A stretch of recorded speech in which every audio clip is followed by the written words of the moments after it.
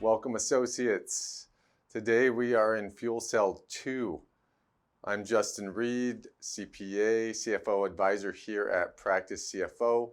Today we're going to talk about something that's probably been on your mind for a while, maybe even since the day you started your dental program. We are talking about where to find your ideal practice to buy or to start up. Okay, and I'm sure that over time, maybe this has changed, but we feel that there's a method to go about this practice hunt. And today we're going to get into just a few steps that you can look at and utilize to really save time and efficiency as you go through this process. It's very much like buying real estate. So much of it is about location, location, location. So before we even start looking at very specific locations, it's important for us to understand a few key facts. And fact number one, we got from the American Dental Association, and they produced a statistic that says on average in the US, for every one dentist, there's about 1,650 patients as an opportunity within one certain geographic locations. So there's an opportunity for every one dentist on average to serve 1,650 patients per year. Okay? Now, fact number two, this was the Health Policy Institute that produced this statistic, and it says that for every patient that's served within a year, the doctor collects on average $600 per year. Okay? So if we use those two facts and do a little bit of quick math, we take our 1,650 potential patients per year multiplied by our average collections of $600 per patient, and we arrive at about $990,000 in annual collections per year on average. And this is all throughout the US, okay? And this calculation is going to be essential to us because really we don't want to spend time focusing on areas where we just won't be able to meet our financial needs and the debt that we've taken on to buy and start up our practice. So we definitely want to save time here, and understanding this math is so essential that we recommend that there are certain statistical resources that we use. But first, let's talk a little bit about geography. Why is geography so critical, and what have we seen? Well, we've seen that here in San Diego area, for instance, that patient to doctor opportunity ratio, I'll call it, that can be about 1 to every 400 patients. Whereas if you look in the Midwest in certain areas, that ratio is going to be somewhere around 1 to 4,000. So there's a wide disparity throughout the US. That produces, vastly different statistics when it comes to opportunity to produce. And so back to statistical resources, there are companies out there that specialize in gathering this data, not only the average patients that are in each location, but also the average collections per patient in each area. So we, unfortunately, are not affiliated with any of these statistical research type of companies, but a simple Google search will produce some companies like that. I know there's one that we've seen and used. It's called realscore.com out there, but I'm sure there's many others that you can look at to gather this information. And that's the homework portion, really, that starts off our practice hunt. From there, once we have that homework, we want to go ahead and narrow these options.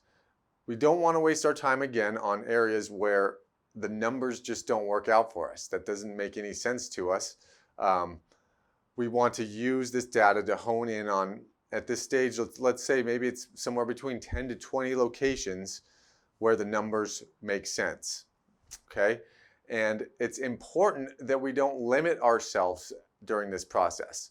What do I mean by that? Well, unless we're dead set on a specific area because our family lives there and we need to be very close to them, or really any other reasons that we might have emotionally driving our decision on location, it's important to remember that we don't really have control over the opportunities that exist in any specific area.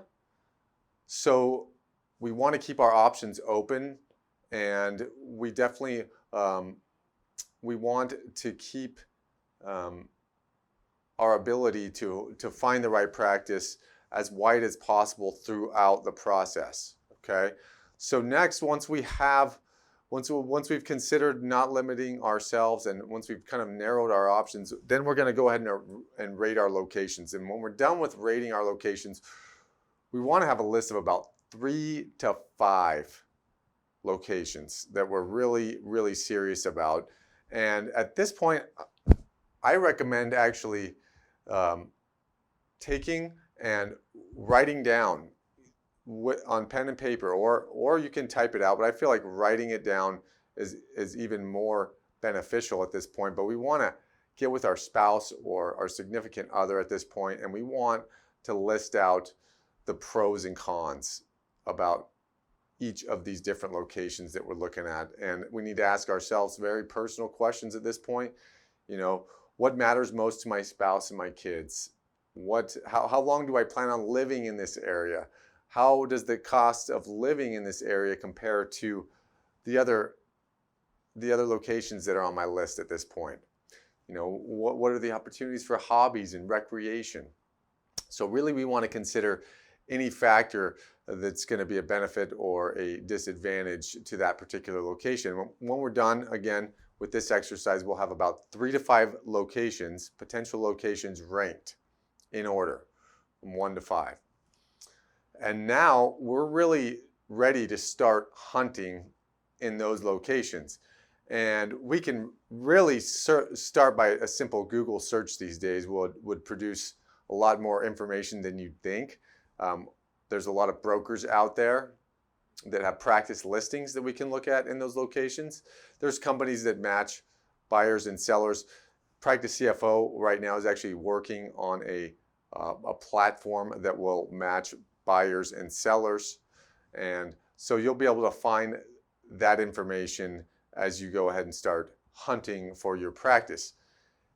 Finally, as much as we can find on the internet, so much of dental practice sales is still very much word of mouth type of information. So it's important for us at this point to really tap into the geographic network within those 3 to 5 locations. Really reach out to our suppliers, our dental CPAs, our bankers, our attorneys, the local dental society, the AGD, any local study groups or clubs, and even potential practice owners in the area to gather that insider information that you just won't be able to get on the internet. Okay, so these are some things to keep in mind when you're searching for your practice. Hope it helps. Hope to see you soon. Remember, associates, you're on fire. See you next time.